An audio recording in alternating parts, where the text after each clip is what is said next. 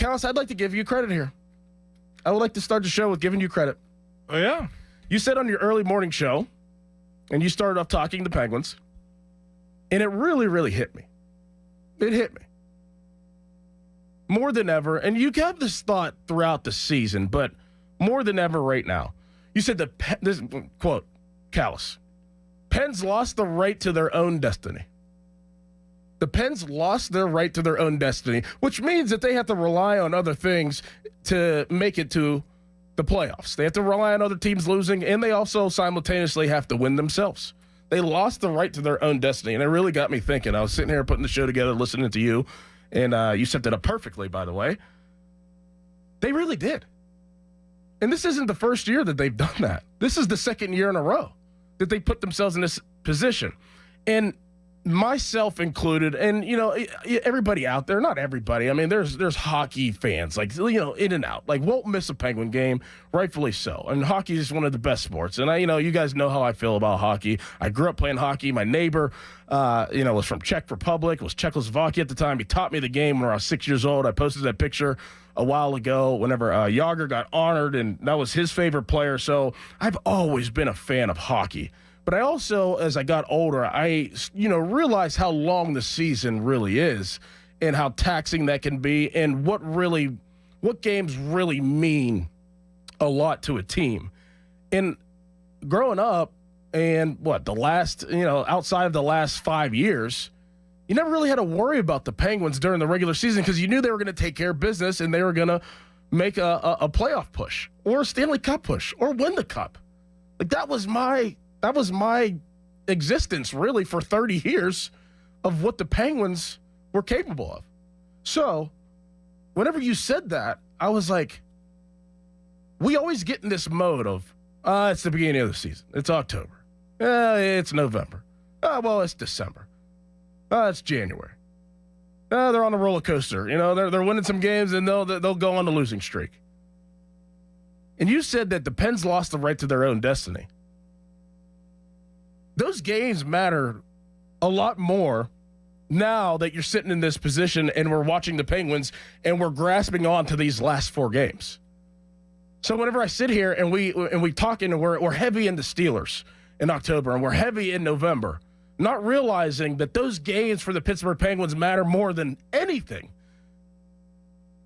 And whenever they lose those games, that's why they're in these positions.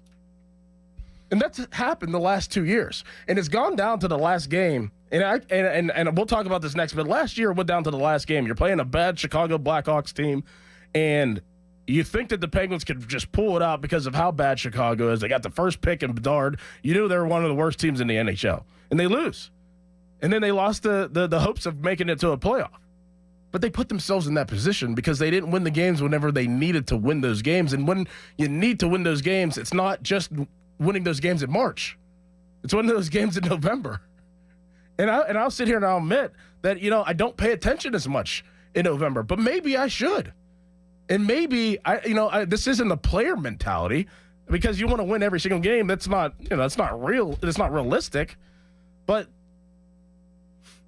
they win 3 games that they lost in November. You're not in this position, and it's that easy. I've maintained that. Now, to put it in a baseball perspective, the Pirates got swept by the Cincinnati Reds to begin the season in 2015, and then the Cardinals beat them for the division title by 3 games. And nobody will ever look back at that beginning series. They'll think, ooh, how'd they do in the last 2 weeks? I'm totally with you there, and I think, these last few years, like you said, it's been like that where they've struggled. They've had, losing streaks in December and January that, as they were making their playoff pushes, you never thought about because they always figured it out. And these last 2 years, they have not been able to afford and have not successfully figured it out, which is frustrating. It really is. And, if you do want to, relate it to the Pirates, I mean, this is why you get the sense that the club and Shelton and all the players have this, just this aura about them right now because they know how important it is to get off to a fast start. And they did it last year. And then now whenever you have the template of what you did last year and you're somewhat doing it basically this year, in late March, early April, it's like, how do we not fall off? So like, at least you have that template of like, okay, what did we do last year that we fell off, and let's try to avoid that this year. That's kind of where like this is just like a 30,000 foot view right now of the last 5-ish years, that my whole existence watching the Penguins, never had to worry about this because they did take care of business whenever they needed to. And these last at least 2 years, they haven't done that in the early times whenever nobody's really paid attention. And you're thinking like, it doesn't matter. It doesn't matter until, football season's over. I'm just being honest. If you're in this town and you're not full-blown Penguin fan, you're a fan of all the teams and mostly Steelers. I mean, they're the one, they're the top dog all the time, and the NFL's the top dog. But like, you're like, okay, like I'll worry about the Penguins after the Steelers season, but in retrospect, you should worry about them in November. and they all, in the last 2 years, they just haven't been able to get those games that really matter whenever, it's crunch time. You got me conscious to that. I never thought of it that way, but you're not wrong. Because, like, if the Pirates are doing well and they get into the postseason, that's the focus. Yes. Even though the Steelers are important and the NFL dominates, the Pirates are still important. And the Pirates are always important because they've pretty much got the spring into the summer where, you're worried about a big chunk of their games. Now, they play more games, too, by comparison. But, yeah, never thought about that you really just – I would always just like check the notifications on my phone, just like, right. Oh, how'd the Penguins do? Great, they won. Great, they won. Or they lost. Oh, they lost. Oh, they're on a 6-game losing streak. Like, we'll see that with the Penguins in the last couple of years, and you're like, oh man, they'll figure it out, right? Yes. You're just kind of like, oh, they'll figure it out. But you know what? Yeah, they figured something out, but it's almost too late. So that 6-game losing streak that you got the notification on your phone back in early December. That means a lot. They don't have the youth or the stamina, I think, that we've seen in recent years where they've been able to figure it out. Yeah, but like, okay, they don't, but they have the youth and the stamina in the beginning of the season to get off to a hot start to put yourself in a better position than you are now. It's those overtime losses that are really hurting them. Let me just see. They have 12 overtime losses. That's among the most in the league. So, yeah, those are tough as well. I mean, it's taxing too. And just like you're saying, I mean, it's taxing. I mean, you're playing a lot more hockey. If you're pushing your team and you are, going into overtime games, you're playing a lot more hockey. But it seems like they found something now. And, as somewhat negative as this conversation a little bit has been, it's not really negative. It's just kind of just an assessment of how they've been operating. They figured something out now.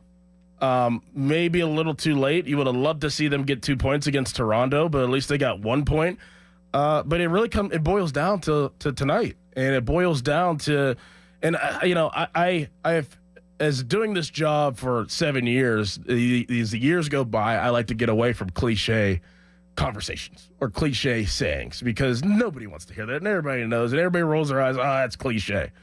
But honestly, it really is one game at a time for the Penguins, and it has been for the last week and a half. And I wouldn't say this is a negative conversation. It's just odd. Yes. It's just unusual for us. They've usually clinched. Yes, exactly. In the last 5-10 years, they've clinched by now. Yes. And the fact that we're talking about, especially because it felt like they were out of it about a month ago, the fact that now we're talking about, hey, they can climb, but they need to win, and other circumstances will dictate. It's just unusual. It is. And, and you'll look back, like, say that they don't make it. You're going to look back at those games and you'll take the time and be like, well, what did they do in November for people like us? And I'm just being honest that, that don't watch every single game whenever the season starts. And you'll look back and be like, man, if they would have just won that game, look where they would be. If they, look, they went through a lot this year. They've played some of the worst hockey. I mean, they scored on themselves at one point in the season. They traded away one of the better players of the franchise because it looked like that their season was done. And then after that game, it looked like that somebody lost their grandma and they get whooped by the Capitals, and they just get whooped by a couple teams in a row there. And you're like, okay, this team is done. And then they're like, bang, they're back from the dead. It's like the Undertaker. They just raise up, and you're gonna sit here if they don't make it and wonder where that was all season or where that was in spurts. where this was, where their energy, where their focus, where Malkin, we're put Crosby aside because he's played fantastic all year, but even Jari being out and them having to go to the backup goaltender, Nedeljkovic, to get a spark. Like, where was this all season? That's what you'll look back on and be like, man, this is 2 years in a row. So I understand. I understand the temperature of this game. I really do.